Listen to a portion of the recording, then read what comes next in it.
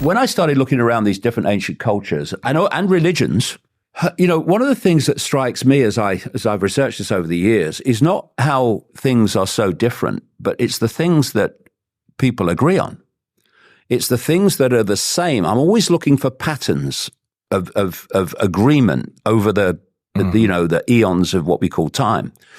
And you find, whether you're looking at religions or whether you're looking at ancient cultures, you'll find there is this agreement. This reality, this world we call human, is manipulated from the unseen. These are the pantheons of gods, like the Greek gods and all these other gods that people worship but can't see. According to mainstream science, the electromagnetic spectrum, which is basically our reality, is 0.005% of what exists in energy in all its forms in the universe. 0.005%. Some say it's as high as 0.5%, doesn't matter, tiny.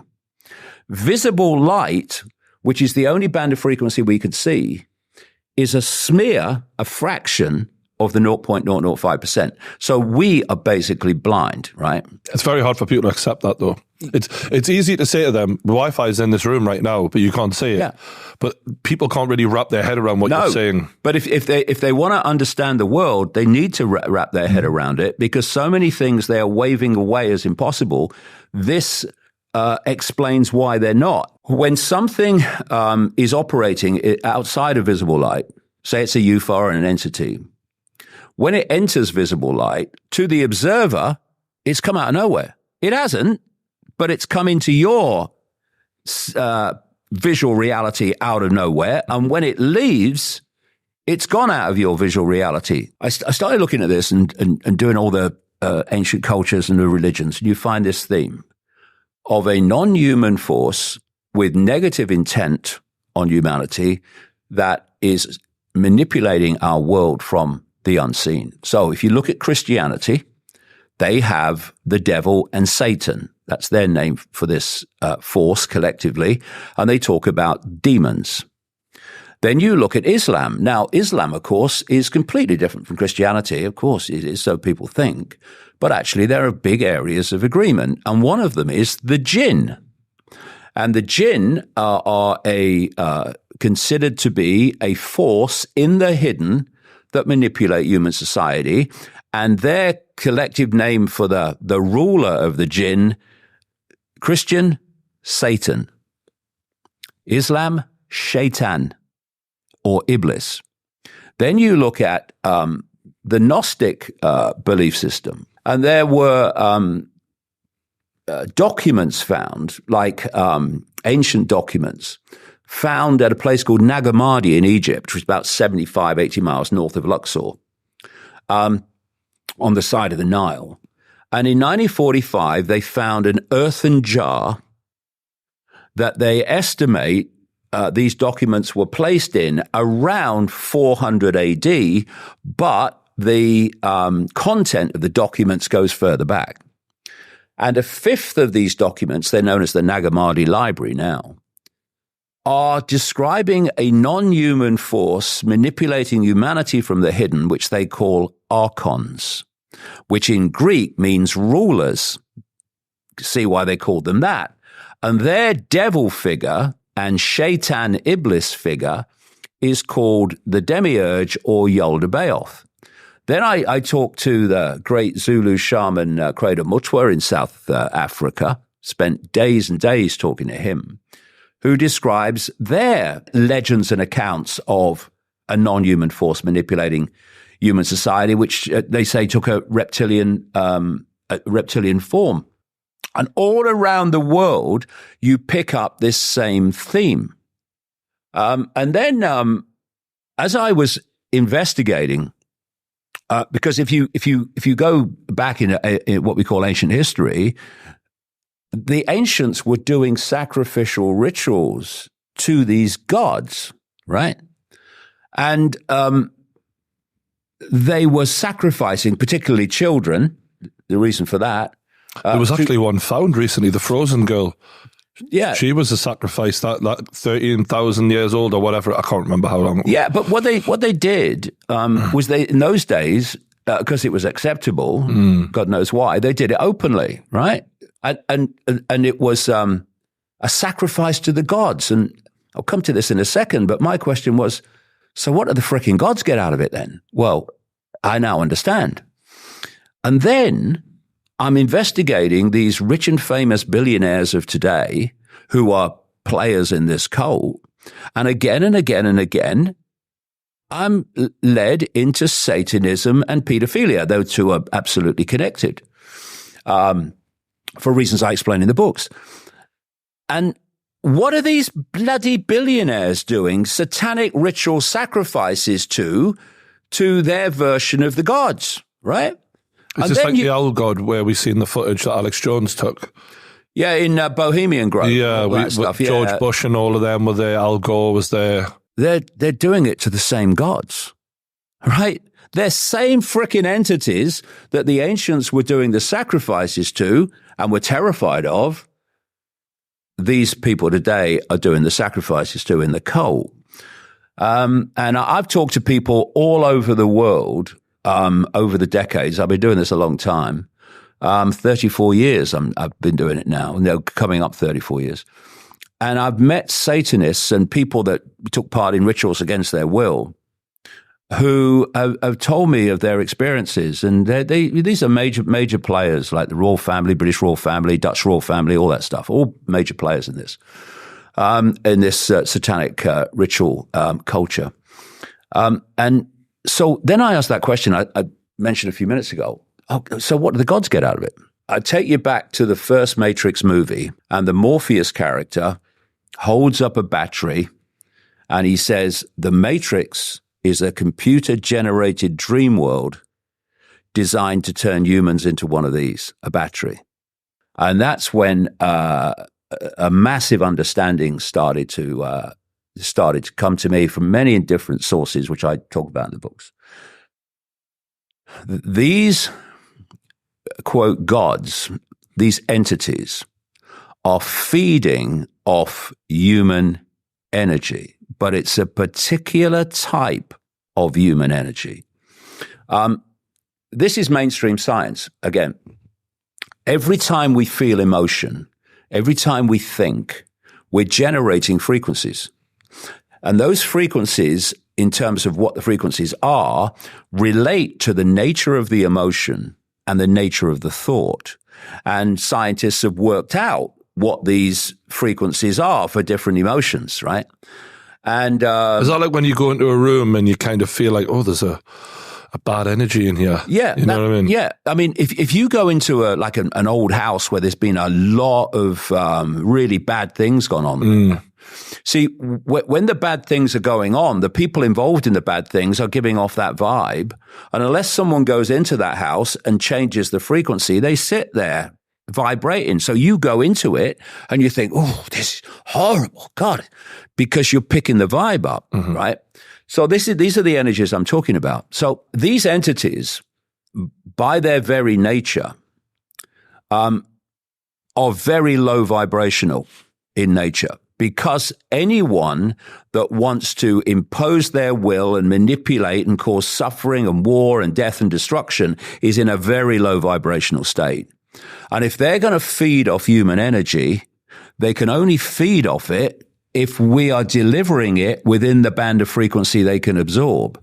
Because otherwise, if we were in a world of love and joy and happiness and peace, then we'd be giving off frequencies, yes, but much higher, more expanded frequencies, and they wouldn't be able to absorb them, like radio stations in the old analog system, sharing the same space but not interfering with each other because they're on different wavelengths. So we're living in a world, and again, it's about perceptual control, that is absolutely nothing like the one we appear to be experiencing. You have this demonic hierarchy, and then you have the human hierarchy, which is prime ministers and presidents and the king in this country.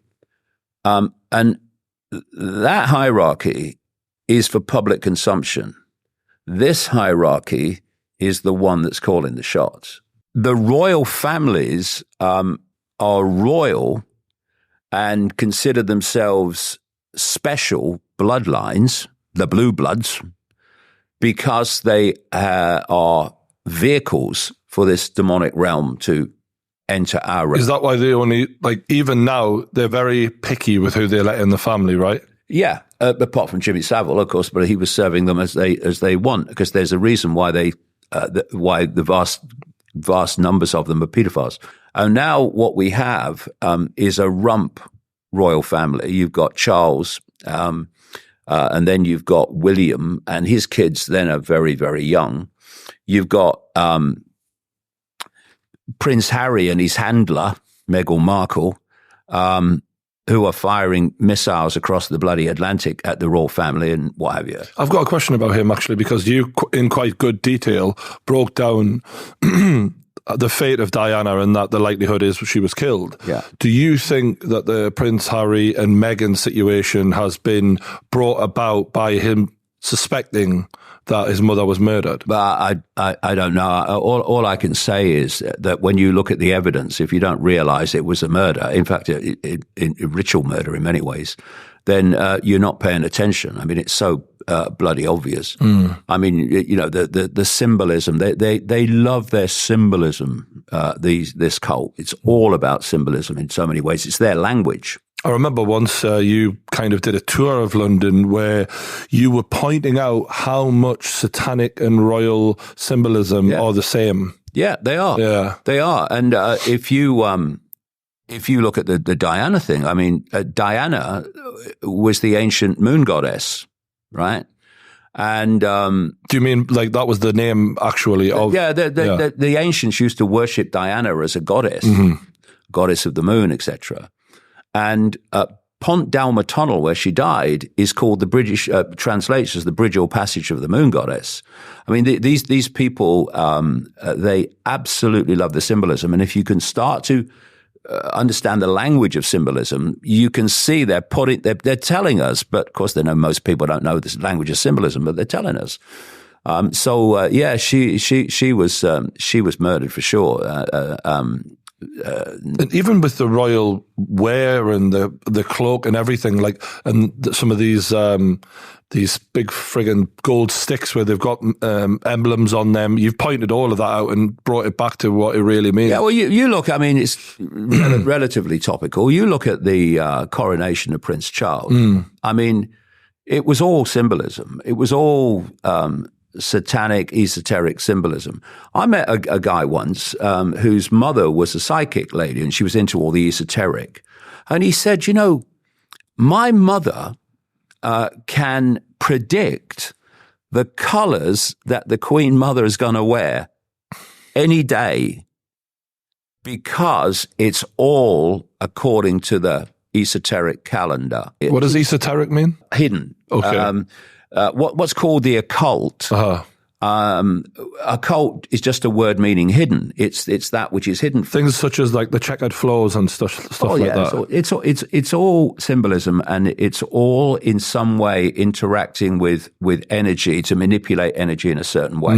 The satanic rituals are all the way they're conducted is to manipulate the energetic field, and what they do is do the same rituals in the same places over and over and over again. And what that does is it thins, because what these rituals are doing, like I said earlier, is they're interacting with these lower astral, quote, gods, demons, entities. And the more they do it in the same place, they thin out the dimensional difference at that point between our world and that world. And I've been described to me many times by Satanists how these entities in the major rituals slip through from their dimension into this one and appear in front of the Satanists. Could that be almost like a vision, like, you know, people have visions while meditating, a lot of people. Could that be on, or do you mean literally they appear? physically. Well, literally they appear, but they can't stay for long because there is a vibrational difference between what they're vibrating on and what this sort of like a ghost is vibrating on. But they can come in for a short time and then they leave. You mentioned earlier about Wi-Fi and stuff. Well, if I said to people that knew nothing about computers that there was a field of information in this room that you could tap into anywhere in the world if you had the right kit, people would say, "You're mad, mate. What are you talking about? I can't see it. Where is it?" Because the five sense centric people, which is most people because they are encouraged and manipulated to be five sense centric, their arbiter of everything is, can I see it, touch it, taste it, hear it, see it, etc. But that is such a tiny band of frequency, it's laughable. The world we think we're in is so tiny. Do you know 99.9, this is mainstream science, 99.9% of the universe is plasma. It's not physical at all, it's plasma. And what they call the atomic level, which is made up of atoms, but atoms themselves are empty, gives you a clue this is not solid, is a tiny smear of the universe. And that tiny smear is what our narrow band of visible light is connected to see.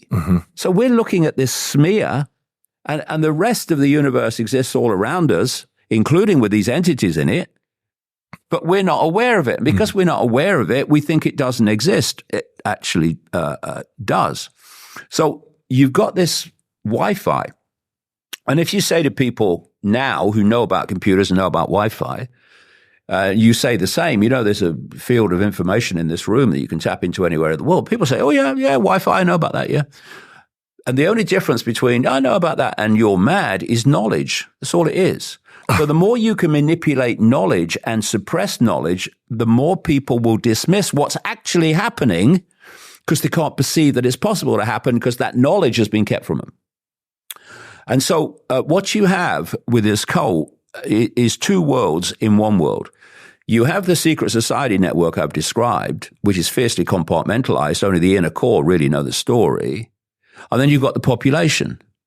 And what's happening is the knowledge of reality and the knowledge of where humanity is being taken is kept in the cult. And it's passed over through the generations. And the same cult has created the education system. In America, it was created by the Rockefellers, not least J.D. Rockefeller. And they own the media. They own the sources of information, apart from, people who are working to uncover this stuff. And so that information source to the population is designed to be as narrow as possible so that people have no bloody idea what they know. And when people like me start uncovering through sweat and spit what they know and passing it on to the population, a lot of the population go, "You're mad, mate," and that's the idea. It reminds me of an interview you had with Philip Schofield, and he said, "Oh, so you want to go against the system? It would just be chaos." And you replied, "Bombing kids from the skies is chaos, and that's what I'm against." You know what I mean? Yeah. Like, I am fascinated by this idea that there's a gap in human history where things changed. And I know you've talked a little bit about some of the Anunnaki side of, we were once visited by aliens who then sort of changed us genetically, and then we would then look more like them. And do you think that there's a cross, a bit where the demons and aliens are the same thing, or are they completely different? I think overwhelmingly they are the same thing, yeah. I think this is going to be controversial, Brian. Well, we like that. So many of the religions are worshipping the wrong, quote, chap. The bloodthirsty, arrogant tyrant of a god described in the Old Testament is the demons.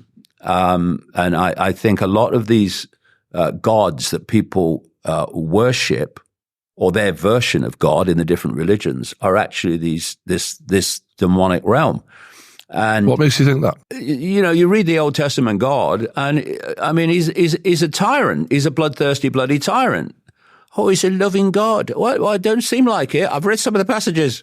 They don't look like it. You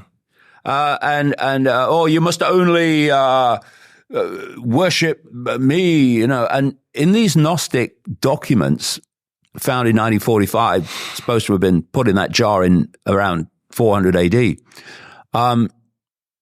they quote Yod-Baoth, the demiurge, their version of the devil, Satan, Shaitan, Iblis, and they quote him almost word for word, saying the bloody same. You must not worship any god but me. I am the only God, and all that stuff. They talk about, was it the sons of God who interbred with the daughters of men and created this Nephilim race or whatever. Can you explain that just a little bit? Because that is, a lot of people don't know about that theory. Well, that's a line in the Bible about the sons of God, sons of the gods. Sons of the gods, it actually says, it's been translated as sons of God, singular, actually means what it says. It's translated from, says sons of the gods, plural. And it talks about the interbreeding between the sons of God and humans, creating this Nephilim type race they talked about. And you look at other sources of other cultures, and they'll tell you the same story, same basic story. I mean, the Adam and Eve story, you can find that in many different cultures, told in different ways. The biblical stories are actually an amalgamation of stories that go much further back and have been put in another location and put in another context. It is funny that there's similar characters that show themselves in all of these different books written by different people thousands of years apart. Yeah, exactly. So you have this biological computer that's actually decoding the matrix, which is why when the biological computer ceases to function, in other words, what we call death, consciousness leaves the body, because the biological computer is no longer decoding the matrix because it's not functioning anymore. So consciousness leaves, and this is when you see all the stunning numbers of stories now around the world of near-death experiences where they talk about they experienced a completely different reality, which clearly had a very different law of physics, right? Now, this is interesting. I said earlier, when just after the turn of the millennium, I had this overwhelming feeling that this is a simulation, and that the limit of the simulation at this level, there are others, is the speed of light. And speed of light only appears to scientists like Einstein to be the fastest speed because it's limited to this reality. And at the time that I got this feeling very strongly and started talking about it, I obviously looked around and thought, well, is anyone else getting this stuff about we live in a simulation? And I found one guy, that's all, a guy called Nick Bostrom, professor at Oxford University, who was saying that he felt this could be a simulation, but the way he saw it was different to me. And then, as the years have passed, I started writing about it. And as the years have passed, more and more mainstream scientists, one only 2 weeks ago that was in all the papers in Britain, in Portsmouth University, have started to say, both sides of the Atlantic, and in Japan and places like that, it does look like this is a simulation. And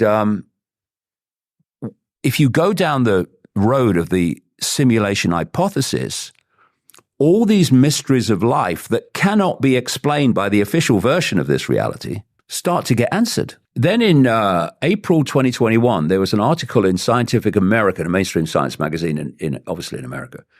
And it was an academic who said he'd concluded that this is a simulation and that the limit of it is the speed of light. I nearly fell off my bloody chair. The laws of physics, what we call the laws of physics, are the limits of the game as encoded into the game by the creators of the game. Which is why when people leave, the consciousness leaves the body, leaves the decoding mechanism of the matrix, the biological computer, they experience a world with a very different law of physics. The law of physics that we have is only limited to this reality. A scientist I know, he actually became a believer in a creator and a god when he was looking at blood under a microscope, because he said he could see the design of blood. He said, I could almost see the fingerprints of whoever created us right there. The patterns were there. It's like, this isn't an accident. It's not an accident, it's a creation. But I mean, you know, we're told by mainstream scientists a lot that we are just little specks, of dust almost, that are here by fluke, chance, by a complete Big Bang accident that just so happened, and now we're all here living our lives out. And when you look off into the universe, we can see how minute we are and how unimportant we are. But yet we've never explored any of it, and even what we have explored turned out that didn't even look like that was real, right? The moon landing, for example. Well, that's a great point, and which I've written about in the books. Are we more important than we are led to believe?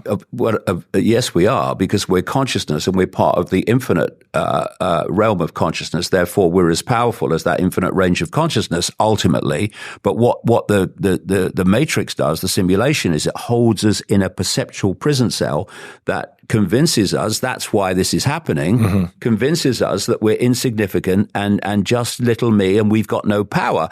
If you want to control billions of people, isn't that, or billions of expressions of consciousness in human bodies, isn't that what you want them to believe? And then there's this other point. There was a guy called Fermi, who after whom something called the Fermi paradox is named. And he looked up into the night sky, not surprisingly, and he said, where's the frickin' aliens? There's all those lights, there's all those planets. They talk about billions of stars and billions of planets and billions of universes, whatever.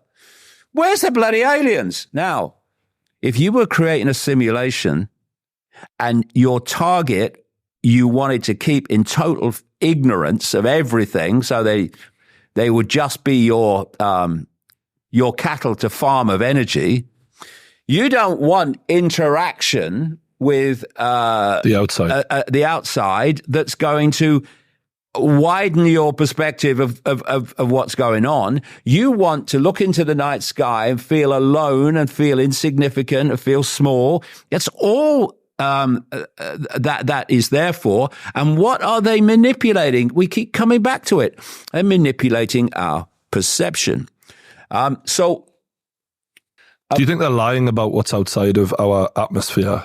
As in, when I say they, I mean, like, let's say NASA, for example, who are heavily funded by the American taxpayer beyond belief, with very little to actually show for it, other than we went to the moon, God knows, 50 odd years ago, and somehow destroyed the technology that can take us back there. But we'll go there again sometime.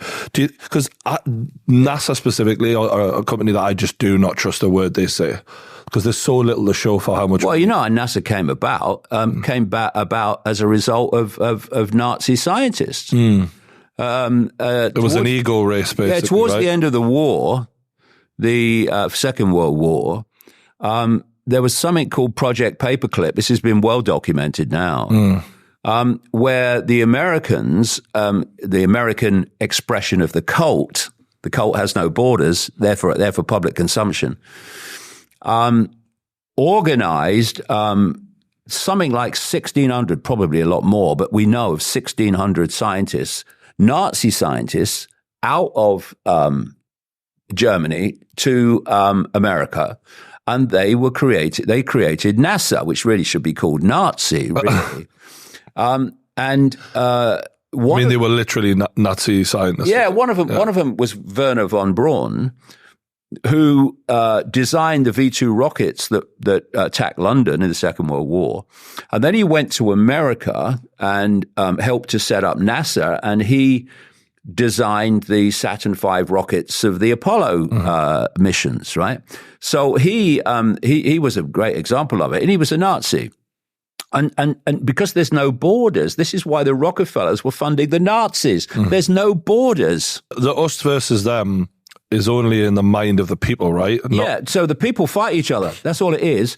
So NASA is never going to tell you about one or two people working there who are not in the inner circle, and often at the end of their careers before they retire, but they're not going to uncover the great secrets of the universe. Why? Because they don't bloody want you to know them. That's the point. I'm talking about the inner core that controls NASA. So funnily enough, in I think it was 2017, there was a NASA computer scientist, I think he's retired pretty soon afterwards, called Rich Terrell, who came out in the media and said he'd concluded that this is a simulation. It's a holographic simulation, exactly what I was saying just after the turn of the millennium, and that as a result, it can't be natural. And if it's not natural, then some intelligence must have created it. Yes, that demonic force we're talking about. So you have the body decoding the simulation into a reality that appears one way, but it's actually nothing like it. Now, here's an analogy. What I'm seeing so obviously as the years go on is that this explosion of technology that is taking over human society and running it through AI is mimicking the way that we decode reality and what reality is, the reality we're experiencing. How are the virtual reality games impacting on our reality? Well, you put a headset on, 5 sense eyes.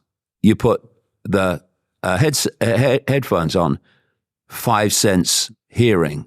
You put the gloves on, 5 sense touch, and so on and so forth. They're overriding and hacking in to our 5 sense decoding system, and which is communicated to the brain, which then decodes it into a sense of reality in the same way that we are. Have you ever been in one of those, by the way? They're unbelievable. Like, you really are, like, it takes a few seconds to get used to it, but once you're in there, you really do forget that there's another world. Yeah. You're in there. Now, you know. That's a very interesting comment because of what I'm going to say. And the more sophisticated and advanced they become, the closer and closer and closer they get into a sense of reality in the game that is like the one we're having when we take the headset off. Doesn't that go back to what you were saying about humans' belief that the technology we have right now has to be the most advanced? Yeah. And the idea that something more advanced could have been created thousands of years ago, we can't comprehend that, but it is very possible. Yeah. Well, I want to talk about, I'll mention when I finish this next bit about the biological. Is that really natural? Who says? So what you have with the virtual reality game is if you go on the internet, there's loads of them, and you look at a compilation of the reactions of people, not even with the gloves on and the hearing, but just the headset. Yep. And they're screaming, they're falling over, they're jumping. Their reality has been completely taken over by what's coming at them through the headset. But then they can go, oh, it's just a game, right? Now, what if this biological computer was the equivalent of a 5 sense, not just 1 sense, a 5 sense headset, and the only way you could take it off your consciousness is if you leave this reality. If you die. Yeah. So you're in the womb and your body computer is developing. You come out of the womb and there's your parents. They've got headsets on. Your siblings got headsets on. You go to school, the teachers have got headsets on. All your mates have got headsets on. You turn on the television, someone's reading the news with a freaking headset on. You go out into the world of work and everyone has got headsets on, believing this reality to be real. And you are going to have the headset on, decoding the matrix constantly until you leave this world. And you go through an experience where you leave the body and you're in a different realm of physics because this is no longer functioning. You are going to believe, Brian, clearly, just look at the compilations on the internet of a game. You're going to believe that this reality is as it seems to be, and what you're being told is what is the real world, when actually it's just a decoding mechanism. People say biological is natural. Okay, it's a natural body and natural trees and all that stuff. I'm not saying these things don't exist in some other reality, of which this is a copy. I mean, a bad copy, as the Gnostics described it in their documents. This is a bad copy of prime reality. Kind of like where we had the Garden of Eden and then another version which we're now living in. And you trick them into it. Now, this is interesting. Garden of Eden. Who tricked them? The snake. Snake. What's that symbolic of? I've said to Christian people, do you really think that that's describing a talking snake? It's all symbolic. It's all symbolic. And then you say, well, what happened is that brought them into the trap is they saw good and evil. What's that? Polarity. Polarity. This whole simulation is polarity. It's basically an electrical system. It's an electromagnetic system. That's this level that we're experiencing. The rest is plasma. It's this electrical level.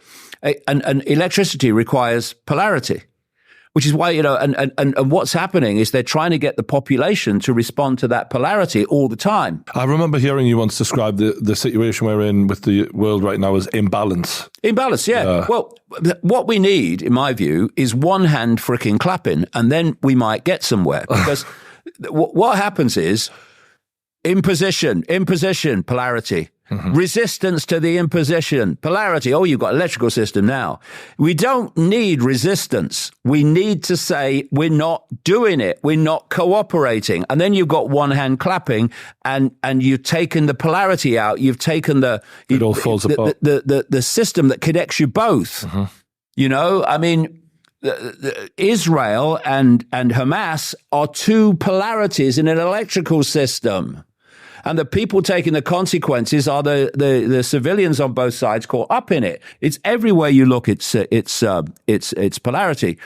And so what I say to people is the natural world is natural. The biological is natural. Oh yeah. Okay. So what are you comparing it with? Well, I'm comparing it with technology. Yeah. But how do you know that the biological is not a far, far more advanced version of technology? How do you know that? Unless you have something that you solid gold irrefutably know is natural, you have nothing to compare it with. You only compare it with the technological, which makes it look natural. This cult, in a core, knows it's not natural, and it treats it as a form of technology. That's how it treats the biological. When you're having a dream, and you don't know it's a dream, you are being emotionally and mentally impacted by the dream. Nightmare is a classic example of what I'm talking about. But have you ever had these dreams? I have a lot of these, where you're having a dream, but you know it's a freaking dream. Yep. Have you ever had that? Oh yeah. Well, what happens? You're not emotionally and mentally impacted upon it anymore. You're the observer. You're observing the dream because you know it's a dream. Mm. You do things in a completely different way, like the fight or flight type dreams, which I've had a lot of for whatever reason. I think it's a normal thing for blokes, but you seem sort of passive, don't you? Like you feel like, yeah, whatever happens. I know this isn't real. Yeah, it's a completely different attitude. Completely different. That's kind of like enlightenment, I suppose. Exactly. You're starting to suss it.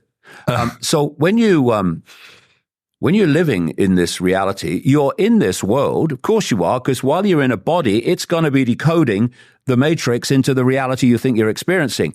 But consciously, you know it's a dream. You know it's an induced dream. You know it's an illusion. And what happens is the more it becomes part of you, not just a concept, but part of you, the more your life becomes, not totally, because, the impact emotionally on people is constant, but to a vastly greater extent, you become the observer of the dream. And things that used to impact upon you, the drama, oh my God, have you heard the latest? Oh, see what's happened to so-and-so? Oh. You're detached. You're observing it. Mm. You know it's all nonsense.